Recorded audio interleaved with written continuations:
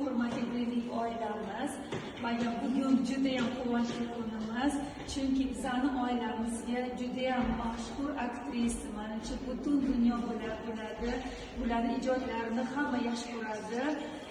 Bizga bugungi kunda Saida Rametova Greenleaf korporatsiyaga hamkor bo'ldilar. Tabriklaymiz Saida oilamizga.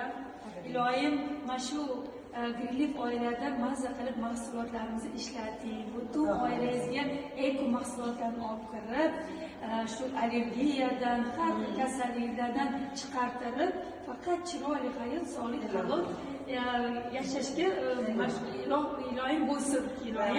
Iloyim boshlagan ishlarimiz xayrli, davomli, barakatli bo'lsin. Inshaalloh mana shu Greenleaf oilada juda ham orzu maqsadlaringizga erishish nasib bo'lsin.